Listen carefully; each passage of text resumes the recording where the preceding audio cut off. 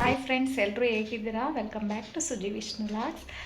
ಇದು ಬಂದುಬಿಟ್ಟು ಹಬ್ಬತ್ತು ಹಿಂದಿನ ದಿನದ ಲಾಗ್ ಆಗಿರುತ್ತೆ. ಶಿವರಾತ್ರಿ ಹಬ್ಬಕ್ಕೆ ಹಿಂದಿನ ದಿನದ ಲಾಗು.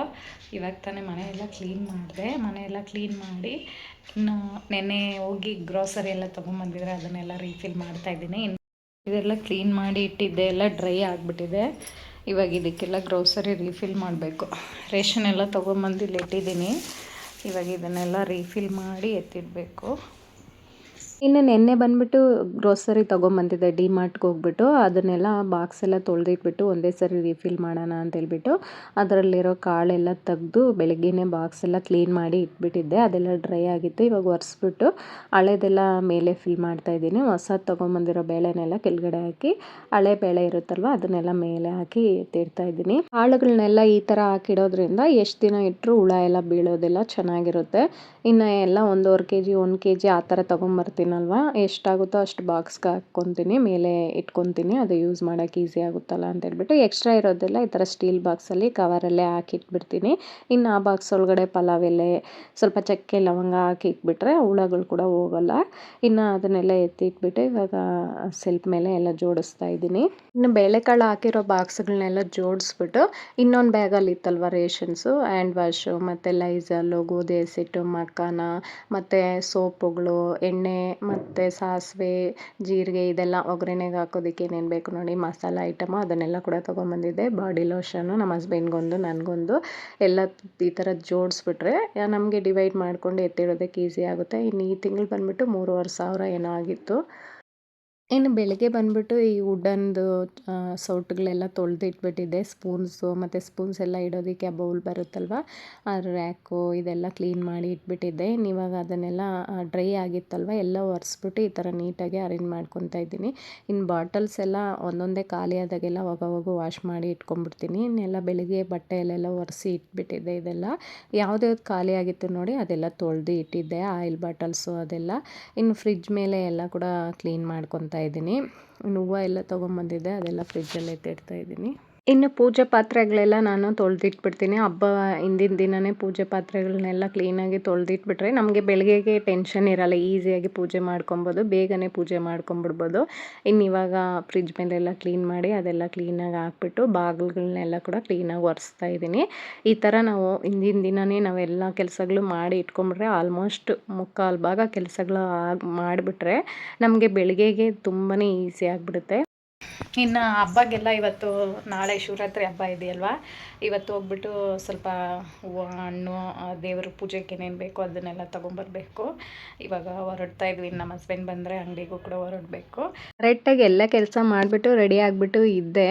ಕರೆಕ್ಟಾಗಿ ನಮ್ಮ ಹಸ್ಬೆಂಡ್ ಬಂದರು, ಸರ್ಪ್ರೈಸಾಗಿ ಗಿಫ್ಟ್ ತೊಗೊಂಬಂದರು. ಇವತ್ತು ವ್ಯಾಲೆಂಟೈನ್ಸ್ ಡೇ ಇದೆಯಲ್ವಾ, ಅದಕ್ಕೋಸ್ಕರ ಗಿಫ್ಟ್ ತೊಗೊಂಬಂದರು ಸರ್ಪ್ರೈಸಾಗಿ. ಯಾವಾಗೂ ಅಷ್ಟೇ ವರ್ಷ ವರ್ಷ ಯಾವ್ದಾದ್ರು ಒಂದು ಗಿಫ್ಟ್ ಕೊಡ್ತಾ ಇರ್ತಾರೆ, ಬೊಂಬೆಗಳು, ಟಾಯ್ಸು. ನನಗೆ ಯಾವ್ದು ಇಷ್ಟ ಆಗುತ್ತೆ ನೋಡಿ, ನಾನು ಯಾವಾಗಾರು ಅಂಗಡಿಗೆ ಹೋದರೆ ಇದು ತೊಗೋಬೇಕು, ಇದು ಇಷ್ಟ ಆಗುತ್ತೆ ಅಂತ ಹೇಳಿರ್ತೀನಲ್ವ, ಅದನ್ನು ನೆನಪಿಸ್ಕೊಂಡು ಅದನ್ನು ತೊಗೊಂಬಂದು ಕೊಟ್ಬಿಡ್ತಾರೆ ಈ ಥರ ಸರ್ಪ್ರೈಸಾಗಿ. ವರ್ಷವೂ ಅಷ್ಟೇ ಏನಾದ್ರು ಒಂದು ಚಿಕ್ಕ ಗಿಫ್ಟಾದ್ರು ಕೊಡ್ತಾ ಇರ್ತಾರೆ. ನಾನೇ ಏನೂ ಕೊಡಲ್ಲ. ಇವಾಗ ನೋಡ್ತಾ ಇದ್ದೀರಲ್ವ, ಇದು ಎಷ್ಟು ಚೆನ್ನಾಗಿದೆ ಕ್ಯೂಟಾಗಿ.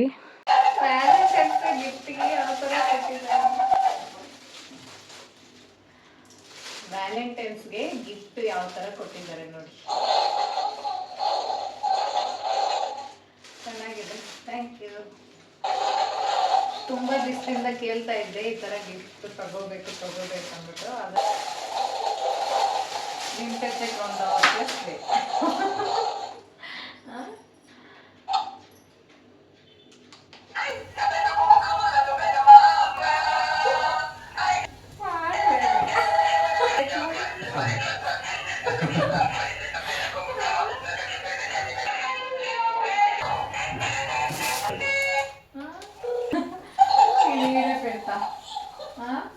ಈ ಟಾಯ್ ಹೆಸರು ಬಂದ್ಬಿಟ್ಟು dancing and talking cactus musical toy ಅಂತ ಹೇಳ್ಬಿಟ್ಟು ಇದು ನಾವು ಏನೇ ಮಾತಾಡಿದ್ರೆ ಅದು ರಿಪ್ಲೈ ಕೊಡುತ್ತೆ. ಮತ್ತು ಹಾಡುಗಳು ಅಷ್ಟೇ, ಅದರಲ್ಲಿ ಒಂದು 10-15 ಹಾಡುಗಳು ಇದೆ. ತುಂಬಾ ಇಷ್ಟ ಆಯಿತು. ನನಗೆ ತೊಗೊಂಬಂದ ನಮ್ಮ ಚಾರ್ವಿಕಾಗೆ ತೊಗೊಂಬಂದ ಅಂತ ಹೇಳ್ತಾ ಇದ್ದೆ. ಇನ್ನು ನಮ್ಮ ಚಾರ್ವಿಕ ಅಂತೂ ಅದನ್ನ ನೋಡ್ಬಿಟ್ಟು ತುಂಬಾ ಎಕ್ಸೈಟ್ಮೆಂಟ್ ಆಗಿಬಿಟ್ಲು. ಇನ್ನಿವಾಗ ಅಂಗಡಿಗೂ ಕೂಡ ಹೊರಟ್ವಿ. ದೋಸೆಗೆಲ್ಲ ನೆನೆಸಿಟ್ಟಿದ್ನಲ್ವ ಅಕ್ಕಿ ಎಲ್ಲ ಮಿಷಿನ್ಗೆ ಹಾಕ್ಕೊಂಬಂದ್ಬಿಡ್ತೀನಿ. ಅದನ್ನೆಲ್ಲ ರುಬ್ಕೊಂಡು ಬಂದೆ. ಇನ್ನು ಹಣ್ಣುಗಳು, ಸ್ವಲ್ಪ ಬಾಳೆಹಣ್ಣು, ತರಕಾರಿಗಳು, ಸ್ವಲ್ಪ ತೆಂಗಿನಕಾಯಿ, ಪೂಜೆಗೆ ಏನೇನು ಬೇಕು ನೋಡಿ ಅದನ್ನೆಲ್ಲ ಕೂಡ ತೊಗೊಂಬಂದೆ. ಇವಾಗ ಮನೆಗೆ ಬಂದು ಅದನ್ನೆಲ್ಲ ಎತ್ತಿಡ್ತಾ ಇದ್ದೀನಿ. ಇನ್ನು ಕರಿಬೇವು, ಪುದೀನ, ಸ್ವಲ್ಪ ಕೊತ್ತಂಬರಿ ಸೊಪ್ಪೆಲ್ಲ ತೊಗೊಂಬಂದಿದ್ನಲ್ವ ಅದನ್ನೆಲ್ಲ ಬಿಡಿಸಿ ಬಾಕ್ಸ್ಗಾಗಿ ಎತ್ತಿಟ್ಬಿಡ್ತಾ ಇದ್ದೀನಿ. ಬೆಳಗ್ಗೆಗೆ ಯಾವುದು ಕೆಲಸ ಇರಬಾರ್ದು ಅಂತೇಳ್ಬಿಟ್ಟು ಆಲ್ಮೋಸ್ಟ್ ಎಲ್ಲ ಒಂದು 3/4 ಭಾಗ ಕೆಲಸ ಇವಾಗೆ ಮಾಡಿ ಇಟ್ಬಿಟ್ಟೆ.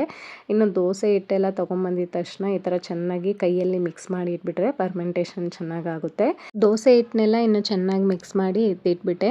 ಇನ್ನು ಉದ್ದಿನ ವಡೆ ಮಾಡೋಣ ಬೆಳಗ್ಗೆಗೆ ಅಂದ್ಬಿಟ್ಟು ಉದ್ದಿನ ಕಾಳನ್ನ ಕೂಡ ನೆನೆಸಿ ಎತ್ತಿಟ್ಬಿಟ್ಟೆ.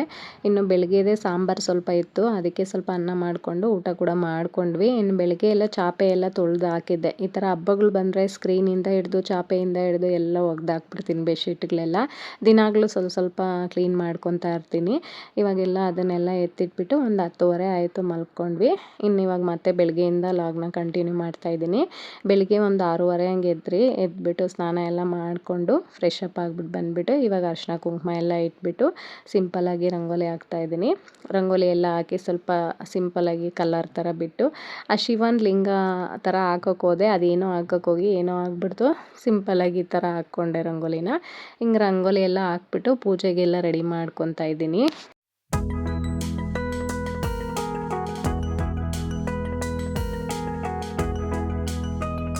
ಇನ್ನು ನೈಟ್ ಬಂದುಬಿಟ್ಟು ದೇವ್ರ ಪಾತ್ರೆ ಎಲ್ಲ ಉಜ್ಜಿ ಹಂಗೆ ಬಟ್ಟೆಯಲ್ಲಿ ಒರೆಸಿ ಎತ್ತಿಟ್ಬಿಟ್ಟಿದ್ದೆ. ಇವಾಗ ಬೆಳಗ್ಗೆ ಅದನ್ನೆಲ್ಲ ಒರೆಸಿ ಅರಿಶಿನ ಕುಂಕುಮ ಎಲ್ಲ ಇಟ್ಟು ದೇವ್ರ ಫೋಟೋಗೆಲ್ಲ ಅರಿಶಿನ ಕುಂಕುಮ ಎಲ್ಲ ಇಟ್ಟು ಹೂವು ಎಲ್ಲ ಇಟ್ಟು ಸಿಂಪಲ್ಲಾಗಿ ಪೂಜೆ ಮಾಡ್ಕೊತಾ ಇದ್ದೀನಿ. ನಾವು ಯಾವುದೇ ದೇವ್ರ ಪ್ರತಿಷ್ಠಾಪನೆ ಬೇರೆ ದೇವ್ರನ್ನ ಇಟ್ಟು ಪೂಜೆ ಮಾಡಿದಾಗ ಈ ಥರ ಫಸ್ಟು ಮನೆ ದೇವ್ರಿಗೆ ಪೂಜೆ ಮಾಡಬೇಕಂತೆ.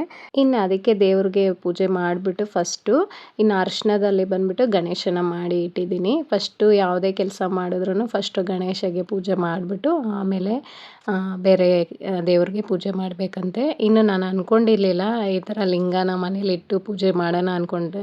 ಸಡನ್ನಾಗಿ ನಿನ್ನೆ ಒಂದು ಐಡಿಯಾ ಬಂತು. ಒಂದು ವಿಡಿಯೋ ನೋಡ್ತಾ ಇದ್ದೆ, ನಾವು ಮಾಡೋಣ ಬಿಡು ಅನ್ನಿಸ್ತು. ನನಗೆ ಫಸ್ಟ್ ಟೈಮ್ ಇದು ಮಾಡಿದ್ದು ನಾನು ಈ ವರ್ಷ. ಇನ್ನು 3 ಕಪ್ಪಲ್ಲಿ ನೀರು ಇಟ್ಟಿದ್ನ, ಅದು ಸ್ವಲ್ಪ ಕ್ರಾಸಾಗಿ ಆಗಿಬಿಟ್ಟಿತ್ತು.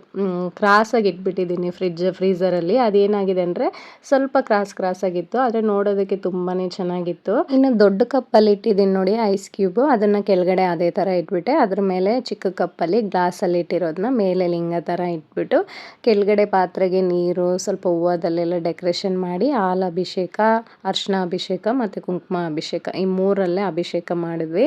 ಇನ್ನು ಅಭಿಷೇಕ ಮಾಡಿಬಿಟ್ಟು ನಾವು ಅಕ್ಷತೆ ಕಾಳು, ಅರಿಶಿನ ಕುಂಕುಮ, ಗಂಧ ಎಲ್ಲ ಇಟ್ಬಿಟ್ಟು ಈ ಥರ ತೆಂಗಿನಕಾಯಿ ಎಲ್ಲ ಹೊಡೆದು ಸಿಂಪಲ್ಲಾಗಿ ಪೂಜೆ ಮಾಡ್ಕೊಂಡ್ವಿ. ತುಂಬಾ ಖುಷಿ ಆಯಿತು ನನಗೆ. ಫಸ್ಟ್ ಟೈಮ್ ಮಾಡಿದ್ದು ಚೆನ್ನಾಗಾಯಿತು. ಒಂಥರ ನೆಮ್ಮದಿಯಿಂದ ಆ ಸ್ತೋತ್ರನೆಲ್ಲ ಹೇಳ್ಕೊಂಡು ಪೂಜೆ ಮಾಡಿಕೊಂಡು ಒಂಥರ ಮನ್ಸಿಗೆ ಒಂಥರ ತೃಪ್ತಿಯಿಂದ ಮಾಡಿದ್ವಿ. ಇನ್ನು ನಾನು ನಮ್ಮ ಹಸ್ಬೆಂಡ್ ಇಬ್ಬರು ಈ ಥರ ಪೂಜೆ ಎಲ್ಲ ಮಾಡ್ಕೊಂಡ್ವಿ.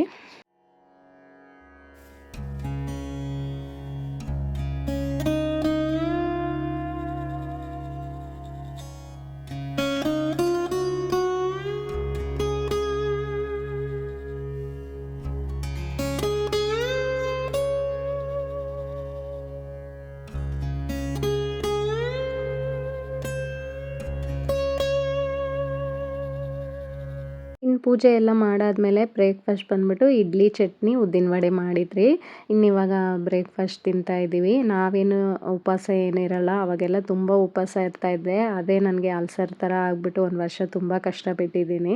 ಗ್ಯಾಸ್ಟ್ರಿಕ್ ಪ್ರಾಬ್ಲಮ್ ಜಾಸ್ತಿ ಇರೋದ್ರಿಂದ ಇವಾಗ ಉಪವಾಸ ಎಲ್ಲ ಇರೋಕ್ಕೆ ಹೋಗೋದಿಲ್ಲ. ಟೈಮ್ಗೂ ಒಂದು ಸ್ವಲ್ಪ ನಾನು ಟಿಫನ್ ತಿಂದ್ಬಿಡ್ತೀವಿ. ಇನ್ನಿಬ್ಬರು ಬ್ರೇಕ್ಫಾಸ್ಟ್ ಎಲ್ಲ ಮುಗಿಸ್ಕೊಂಡು ಇವಾಗ ಅಡುಗೆ ಕೆಲಸ ಸ್ಟಾರ್ಟ್ ಮಾಡ್ತಾಯಿದ್ದೀನಿ. ಇವತ್ತು ಬಂದ್ಬಿಟ್ಟು ಸಬ್ಬಕ್ಕಿ ಕ್ಯಾರೆಟ್ ಪಾಯಸ ಮಾಡ್ತಾಯಿದ್ದೀನಿ. ಒಂದು ಅರ್ಧ ಲೀಟ್ರ್ ಹಾಲನ್ನ ಕಾಯಕ್ಕಿಟ್ಟಿದ್ದೆ. ಚೆನ್ನಾಗಿ ಕುದಿ ಬಂದಮೇಲೆ ಹಸಿ ವಾಸನೆ ಎಲ್ಲ ಹೋಗಬೇಕು. ಹೋಗಾದ್ಮೇಲೆ ಚಿಕ್ಕ ನೈಲನ್ ಸಬ್ಬಕ್ಕಿ ಬರುತ್ತೆ ನೋಡಿ, ಅದನ್ನು ತೊಳೆದ್ಬಿಟ್ಟು ಹಾಕಿ ಚೆನ್ನಾಗಿ ಒಂದು ಅರ್ಧ ಬೇಯಿಸ್ಕೋಬೇಕು. ಒಂದು ಅರ್ಧ ಬೆಂದಾದ ನಂತರ ಸ್ವಲ್ಪ ಹಾಲನ್ನ ಎತ್ತಿಟ್ಕೊತಾ ಇದ್ದೀನಿ. ಇವಾಗ ಒಂದು ಬಾಣಲಿಗೆ 2 ಟೇಬಲ್ ಸ್ಪೂನ್ ಆಗೋಷ್ಟು ತುಪ್ಪನ ಸೇರಿಸ್ಕೊಂಡು ದ್ರಾಕ್ಷಿ, ಗೋಡಂಬಿ, ನಾವು ಡ್ರೈ ಫ್ರೂಟ್ಸ್ ಏನಿದೆ ಅದೆಲ್ಲ ಸೇರಿಸ್ಕೋಬೋದು. ನಾನು ಬರೀ ದ್ರಾಕ್ಷಿ ಮಾತ್ರ ಇತ್ತು, ಅದನ್ನು ಸೇರಿಸ್ಕೊಂಡು ಒಂದು 5 ನಿಮಿಷ ಚೆನ್ನಾಗಿ ಫ್ರೈ ಮಾಡ್ಕೊಬೇಕು. ಕ್ಯಾರೆಟ್ ಎಲ್ಲ ಹಸಿ ವಾಸನೆ ಎಲ್ಲ ಹೋಗಬೇಕು. ತುಪ್ಪದಲ್ಲೇ ಚೆನ್ನಾಗಿ ಫ್ರೈ ಮಾಡಿಕೊಂಡು ಇವಾಗ ಬೇಯಿಸಿಟ್ಟಿದ್ರಲ್ವ ಸಬ್ಬಕ್ಕಿ ಹಾಲು, ಅದನ್ನು ಕೂಡ ಸೇರಿಸ್ಕೊಂಡು ಇದಕ್ಕೆ ಸಕ್ಕರೆ ಮತ್ತು ಏಲಕ್ಕಿ ಪುಡಿ ಹಾಕಿ ಚೆನ್ನಾಗಿ ಮಿಕ್ಸ್ ಮಾಡಿಕೊಂಡು ಹಾಲಲ್ಲಿ ಕಸ್ಟರ್ಡ್ ಪೌಡರ್ ಬರುತ್ತಲ್ಲ ಒಂದು ಅರ್ಧ ಸ್ಪೂನ್ ಹಾಕಿ ಚೆನ್ನಾಗಿ ಮಿಕ್ಸ್ ಮಾಡಿಕೊಂಡು ಹಾಕ್ಕೊಂಡು ಒಂದು 5 ನಿಮಿಷ ಬೇಯಿಸ್ಕೊಂಡ್ರೆ ರೆಡಿ ಆಯಿತು. ತುಂಬಾ ಚೆನ್ನಾಗಿರುತ್ತೆ, ಟೇಸ್ಟಾಗಿರುತ್ತೆ. ಈ ಪೂರಿ ಮತ್ತು ಚಪಾತಿಗೆಲ್ಲ ಕಾಂಬಿನೇಷನ್ ತುಂಬಾ ಚೆನ್ನಾಗಿರುತ್ತೆ. ಒಂದ್ಸರಿ ಟ್ರೈ ಮಾಡಿ ನೋಡಿ. ಸೂಪರಾಗಿತ್ತು ಟೇಸ್ಟ್ ಅಂತೂ. ಇನ್ನು ಇವಾಗ ಎತ್ಕಿನ ಬೇಳೆ ಸಾಂಬಾರು ಮಾಡೋಣ ಅಂದ್ಬಿಟ್ಟು ಅದಕ್ಕೆ ಒಗ್ಗರಣೆ ಹಾಕ್ಕೊತಾ ಇದ್ದೀನಿ. ಇದಕ್ಕೆ 1 ಟೇಬಲ್ ಸ್ಪೂನ್ ಧನಿಯಾ, 1-2 ಒಣಗಿದ ಮೆಣಸಿನ್ಕಾಯಿ, 1-2 ಈರುಳ್ಳಿ, ಶುಂಠಿ, ಬೆಳ್ಳುಳ್ಳಿ, 1 ಹಸಿಮೆಣಸಿನ್ಕಾಯಿ, ಅರ್ಧ ಟೊಮಟನ ಹಾಕ್ಕೊಂಡು ಚೆನ್ನಾಗಿ ಫ್ರೈ ಮಾಡಿಕೊಂಡು ಇವಾಗ ಒಂದು ಇಡೀ ಆಗೋಷ್ಟು ಕೊತ್ತಂಬರಿ ಸೊಪ್ಪನ್ನು ಹಾಕ್ಕೊಂಡು ಚೆನ್ನಾಗಿ ಫ್ರೈ ಮಾಡಿ ಎತ್ತಿಟ್ಕೋಬೇಕು. ಇವಾಗ ತಣ್ಣಗಾದ್ಮೇಲೆ ಮಿಕ್ಸಿ ಜಾರ್ಗೆ ಹಾಕ್ಕೊಂಡು ಇದಕ್ಕೆ ಚಕ್ಕೆ, ಲವಂಗ, ಜೀರಿಗೆ ಮತ್ತು ಹುರಿಗಡಲೆ 1 ಟೇಬಲ್ ಸ್ಪೂನು, ತೆಂಗಿನಕಾಯಿ ಪೀಸ್ನ ಒಂದು ಅರ್ಧ ಕಪ್ ಆಗೋಷ್ಟು ತೊಗೊಂಡಿದ್ದೀನಿ. ಇದನ್ನೆಲ್ಲ ಹಾಕ್ಕೊಂಡು ನುಣ್ಣಗೆ ರುಬ್ಕೋಬೇಕು. ಇವಾಗ ಖಾರಕ್ಕೆ ತಕ್ಕಷ್ಟು ಖಾರದ ಪುಡಿ, ಧನಿಯಾ ಪುಡಿ ಹಾಕಿ ಚೆನ್ನಾಗಿ ಇನ್ನೊಂದ್ಸರಿ ನುಣ್ಣಗೆ ರುಬ್ಕೊಂಡು ಇವಾಗ ರುಬ್ಬಿ ಎತ್ತಿಟ್ಕೊಂಡು ಇವಾಗ ಒಂದು ಕುಕ್ಕರ್ಗೆ ಎಣ್ಣೆ ಹಾಕಿ ಜೀರಿಗೆ ಹಾಕಿ ಒಂದು ಅರ್ಧ ಆಗೋಷ್ಟು ಈರುಳ್ಳಿನ ಕಟ್ ಮಾಡಿ ಹಾಕ್ಕೊಂಡಿದ್ದೀನಿ. ನಾನು ಒಣಗಿರೋ ಎತ್ಕಿನ ಬೇಳೆನ ಹಾಕಿದ್ದೀನಿ. 1-2 ಆಲೂಗಡ್ಡೆ ಕಟ್ ಮಾಡಿ ಹಾಕಿ ಸ್ವಲ್ಪ ಹೊತ್ತು ಫ್ರೈ ಮಾಡಿ ರುಬ್ಬಿರೋ ಮಸಾಲೆನೆಲ್ಲ ಹಾಕಿ ನೀರು ಎಷ್ಟು ಬೇಕೋ ಅಷ್ಟು ಹಾಕಿ ರುಚಿಗೆ ತಕ್ಕಷ್ಟು ಉಪ್ಪು ಹಾಕಿ 1-2 ವಿಸಿಲ್ ಬೇಯಿಸ್ಕೊಂಡ್ರೆ ರೆಡಿ ಆಯಿತು. ಇನ್ನು ನಮ್ಮ ಹಸ್ಬೆಂಡ್ ಈ ಕಡೆ ವಡೆ ಮಾಡಿಕೊಡ್ತಾಯಿದ್ರು. ಬೆಳಗ್ಗೆ ಈರುಳ್ಳಿ ಹಾಕಿರಲಿಲ್ಲ, ಸ್ವಲ್ಪ ಕೊತ್ತಂಬರಿ ಸೊಪ್ಪು, ಈರುಳ್ಳಿ ಎಲ್ಲ ಕಟ್ ಮಾಡಿ ಹಾಕ್ಬಿಟ್ಟು ಅವರು ವಡೆ ಮಾಡಿಕೊಡ್ತಾ ಇದ್ದಾರೆ. ನಮ್ಮ ತಂಗಿಯವ್ರನ್ನ ಊಟಕ್ಕೆ ಇಲ್ಲೇ ಕರೆದಿದ್ದೆ. ಇನ್ನು ನಮ್ಮ ಚಾರ್ವಿಕ ಬಂದರೆ ಕೆಳಗಡೆ ಲಿಂಗ ಅದೆಲ್ಲ ಫ್ರೂಟ್ಸು ಎಲ್ಲ ಎತ್ತು ಕೆಳಗಡೆ ಹಾಕ್ಬಿಡ್ತಾಳೆ. ಕೆಳಗಡೆ ಏನೂ ಇರಬಾರ್ದು, ಎಲ್ಲ ಎತ್ಬಿಡ್ತಾ ಇರ್ತಾಳೆ. ಇನ್ನು ನಮ್ಮ ತಂಗಿನೂ ಕೂಡ ಒಂದು 4-5 ವೆರೈಟಿ ನಾನು ಮಾಡ್ಕೊಂಬರ್ತೀನಿ, ನೀನು ಒಂದು 4 ವೆರೈಟಿ ಮಾಡು ಅಂತ ಹೇಳ್ಬಿಟ್ಟು ಅವರು ಮಾಡಿರೋದನ್ನ ತೊಗೊಂಬಂದರು. ಇನ್ನು ಒಂದೇ ಹತ್ರ ಊಟ ಮಾಡೋಣ ಅಂದ್ಬಿಟ್ಟು ರೆಡಿಯಾಗಿ ಹೋಗೋದು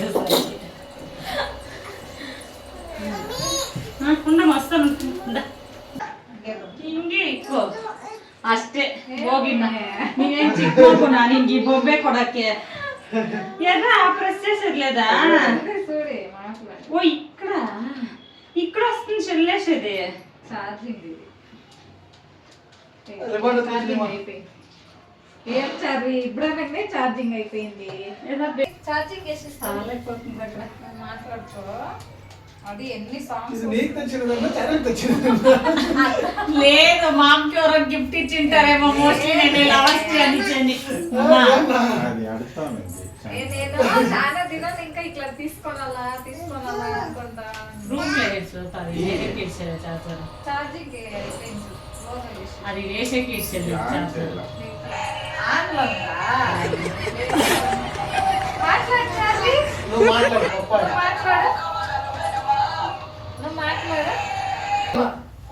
ర్యాపిడ్ బబ్లు 400 ఇచ్చా. ఒక్క రెండే దినాలు పంపించేసి. హాయ్ చెప్పు. హలో నువ్వు చెప్పు. హాయ్ మమ్మీ చెప్పు.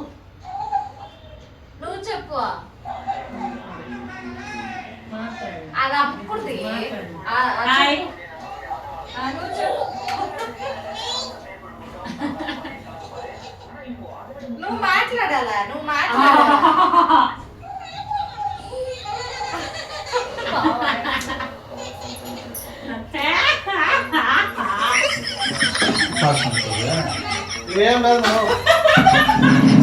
ఉపాసం ఉంటానని చెప్పానన్న నేను నైట్.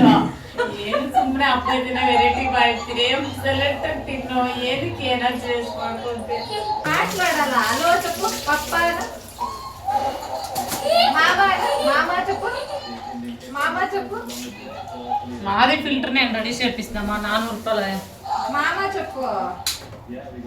దానికి హెడింగ్ మన సెల్లోదే.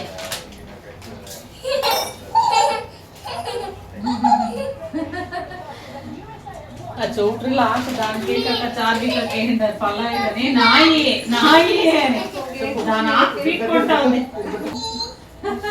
హాయ్ ಪಾಪಾ. ಅತಿ చెప్పಲ್ಲ. ನಮ್ಮ ಚಾರ್ವಿಕಾಗಂತೂ ಆ ಟಾಯ್ನ ನೋಡಿಬಿಟ್ಟು ತುಂಬ ಎಕ್ಸೈಟ್ಮೆಂಟ್ ಆಗಿಬಿಟ್ಟಿದ್ಲು, ತುಂಬ ಖುಷಿಯಾಗಿದ್ಲು. ಅದನ್ನೇ ಹಿಡ್ಕೊಂಡು ನಾವೆಲ್ಲ ಮಾತಾಡ್ತಾ ಇದ್ರೆ ಮಾತೇ ಬರ್ತಾ ಇಲ್ಲ ಅವಳಿಗೆ, ಆ ಥರ ಆಗಿಬಿಟ್ಟಿತ್ತು. ಇನ್ನು ಅದನ್ನೇ ಮಾತಾಡಿಕೊಂಡು ಇನ್ನು ಊಟ ಎಲ್ಲ ಮಾಡಿದ್ವಿ. ನಮ್ಮ ತಂಗಿನೂ ಇನ್ನು ಅಜ್ಜಿ ಪಲ್ಯ ಕೇಸರಿ ಬತ್ತು ಮತ್ತು ಹೆಸರುಬೇಳೆ ಕೋಸಂಬರಿ ಇದೆಲ್ಲ ಮಾಡ್ಕೊಂಬಂದಿದ್ಲು. ಇನ್ನು ಊಟ ಎಲ್ಲ ಮಾಡಿಕೊಂಡು ಸ್ವಲ್ಪ ತಂಗೆ ಕೂತ್ಕೊಂಡು ಮಾತಾಡಿಕೊಂಡು ಇನ್ನು ಅವರು ಅವ್ರ ಮನೆಗೆ ಹೋದ್ರು ರೆಡಿ ಆಗೋದಕ್ಕೆ. ಇನ್ನು ನಾವು ಸಾಯಂಕಾಲ ಮತ್ತೆ ಸ್ಯಾರಿ ಎಲ್ಲ ಉಟ್ಕೊಂಡು ರೆಡಿ ಆದೆ. ಈ ಸ್ಯಾರಿ ಬಂದುಬಿಟ್ಟು ಹೋದ ವರ್ಷ ನಮ್ಮ ವೆಡ್ಡಿಂಗ್ ಡೇಗೆ ನಮ್ಮ ತಂಗಿ ಗಿಫ್ಟಾಗಿ ಕೊಟ್ಟಿದ್ಲು. ಉಟ್ಕೊಂಡಿರಲಿಲ್ಲ ಇನ್ನು ಇವತ್ತು ಉಟ್ಕೊಂಡು ರೆಡಿ ಆದೆ. ಇನ್ನು ನಮ್ಮ ಚಾರ್ವಿಕನೂ ಇಲ್ಲೇ ಬಿಟ್ಬಿಟ್ಟು ಹೋಗಿದ್ರು, ಅವಳನ್ನ ರೆಡಿ ಮಾಡಿಸ್ಬಿಟ್ಟು ಇವಾಗ ದೇವಸ್ಥಾನಕ್ಕೆ ಹೋದ್ರಿ ಈಶ್ವರ ಟೆಂಪಲ್ಗೆ. ಎಷ್ಟು ರಶ್ ಇದ್ರಂದರೆ ಮುಂದ್ಗಡೆ ಬಿಡ್ತಾನೆ ಇರಲಿಲ್ಲ, ಕ್ಯೂ ಅಂದರೆ ಕ್ಯೂ. ಇನ್ನು ನಾವೇನು ಮಾಡಿದ್ರಂದರೆ ಎಕ್ಸಿಟ್ ಆಗ್ತಾರೆ ನೋಡಿ, ಅಲ್ಲಿಂದ ಹೋಗ್ಬಿಟ್ರಿ. ಮುಂದ್ಗಡೆ ಇಲ್ಲಿ ಪೊಲೀಸವರೆಲ್ಲ ಇದ್ದರು, ತುಂಬಾ ರಶ್ ಇದ್ದರು. ಒಳಗಡೆ ಜನಗಳು ಎಷ್ಟಿದ್ರಂದರೆ ಬಿಡ್ತಾನೆ ಇರಲಿಲ್ಲ. ಇನ್ನು ನಮ್ಮ ತಂಗಿನೂ ಪ್ರೆಗ್ನೆಂಟು, ಮಗುನ ಇಟ್ಕೊಂಡು ಹೋಗೋಕ್ಕಾಗಲ್ಲ ಕ್ಯೂವಲ್ಲಿ ಅಂದ್ಬಿಟ್ಟು ಹಿಂದೆ ದಾರಿಯಲ್ಲಿ ಹೋಗ್ಬಿಟ್ಟು ಅಲ್ಲೇ ಮುಂದ್ಗಡೆಯಿಂದನೇ ದೇವ್ರ ದರ್ಶನ ಮಾಡಿದ್ರಿ. ಒಳಗಡೆ ಕೂಡ ಹೋಗೋಕ್ಕಾಗಿಲ್ಲ. ಇವಾಗ ನೋಡ್ತಾ ಇರ್ಬೋದು ನೀವು ಎಷ್ಟು ಜನ ಇದ್ದಾರಂದರೆ, ಇಲ್ಲಿ ದೇವಸ್ಥಾನ ದೊಡ್ಡದು, ಎಷ್ಟೇ ಜನ ಬರಲಿ, ಲಕ್ಷ ಜನ ಇದ್ದರೂ ಕೂಡ ಆರಾಮಾಗಿ ಎಲ್ಲರೂ ಟೈಮ್ ಸ್ಪೆಂಡ್ ಮಾಡಿ ಆರಾಮಾಗಿ ಕೂತ್ಕೊಂಡು ಪೂಜೆ ಎಲ್ಲ ನೆಮ್ಮದಿಯಿಂದ ಮಾಡ್ಕೊಂಡು ಹೋಗ್ಬೋದು. ಇನ್ನು ಇವಾಗ ನೋಡಿ ಆ ಕಡೆ ಎಲ್ಲ ದೀಪ ಎಲ್ಲ ಹಚ್ತಾ ಇದ್ದಾರೆ. ಇನ್ನು ನಾನು ಸುಮ್ಮನೆ ಹಂಗೆ ವಿಡಿಯೋ ಎಲ್ಲ ಮಾಡ್ಕೊತಾ ಇದ್ದೆ. ವಿಡಿಯೋ ಎಲ್ಲ ಮಾಡಿಕೊಂಡು ದೇವ್ರನ್ನೆಲ್ಲ ಮುಗಿದ್ಬಿಟ್ಟು ಆಮೇಲೆ ಪ್ರಸಾದ ಕೂಡ ಕೊಟ್ಟರು. ಅಲ್ಲಿ ಅವಲಕ್ಕಿ ಚಿತ್ರಾನ್ನ, ಅಲ್ಲಿ ಪ್ರಸಾದ ಕೂಡ ತಿಂದ್ಕೊಂಡು ಒಂದು 9 ಗಂಟೆ ಹಂಗೆ ಮನೆಗೆ ಬಂದ್ರಿ.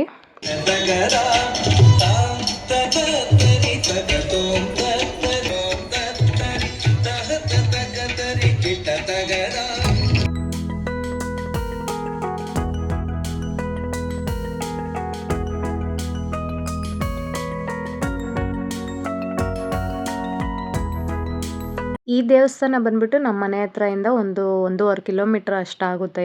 ಎಷ್ಟು ಜನ ಆದರೂ ಬರಲಿ, ಇಲ್ಲಿ ಅಷ್ಟು ದೊಡ್ಡದಾಗಿದೆ ದೇವಸ್ಥಾನ ಮಾತ್ರ.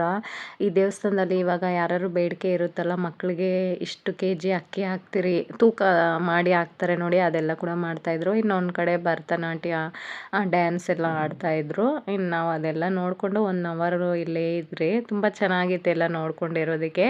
ಇನ್ನು ಇಲ್ಲಿ ಪ್ರಸಾದಗೆಲ್ಲ ನೀರು, ಬಿಸ್ಲರಿ ವಾಟ್ರು ಎಲ್ಲ ಇಲ್ಲಿ ಕೂಡ ಅಷ್ಟೇ ತುಂಬ ಸೌಲಭ್ಯಗಳು ಮಾಡಿಕೊಟ್ಟಿದ್ದಾರೆ. ಆಲ್ರೆಡಿ ನಾನು ತುಂಬ ಸರಿ ಶೇರ್ ಮಾಡಿದ್ದೀನಿ ನಿಮಗೆ. ಇಲ್ಲಿ ಪ್ರಸಾದ ಚೌಟ್ರಿ ಥರ ಕಟ್ಟಿದ್ದಾರೆ, ಮದುವೆನೂ ಆಗುತ್ತೆ, ಊಟಗೆಲ್ಲ ಒಳಗಡೆ ಎಲ್ಲ ಥರ ಸೌಲಭ್ಯ ಇದೆ. ಪ್ರಸಾದ ಹತ್ರ ನೋಡಿ ಎಷ್ಟು ರಶ್ ಇದ್ದಾರೆ ಅಂದರೆ ತುಂಬ ರಶ್ ಇದ್ದರು. ಆದರೂ ಕ್ಯೂವಲ್ಲಿ ಹೋಗಿ ನಿಂತ್ಕೊಂಡು ಪ್ರಸಾದ ತಿಂದ್ಬಿಟ್ಟೇ ಹೋಗ್ಬೇಕಂತ ಹೇಳ್ಬಿಟ್ಟು ತಿಂದ್ಬಿಟ್ಟೇ ಹೋದ್ರಿ. ಇನ್ನು ಇವತ್ತಿನ ವಿಡಿಯೋ ನಿಮಗೆ ಇಷ್ಟ ಆಗಿದ್ದರೆ ಪ್ಲೀಸ್ ಒಂದು ಲೈಕ್ ಮಾಡಿ, ಶೇರ್ ಮಾಡಿ. ಹಾಗೆ ಇನ್ನೂ ಯಾರೆಲ್ಲ ನನ್ನ ಚಾನಲ್ನ ಹೊಸದಾಗಿ ನೋಡ್ತಾ ಇದ್ದೀರಾ ಪ್ಲೀಸ್ ಸಬ್ಸ್ಕ್ರೈಬ್ ಮಾಡ್ಕೊಂಡು ನೋಡಿ. ಟೇಕ್ ಕೇರ್, ಬಾಯ್. ನೆಕ್ಸ್ಟ್ ವಿಡಿಯೋದಲ್ಲಿ ಸಿಗ್ತೀನಿ. Thank you so much.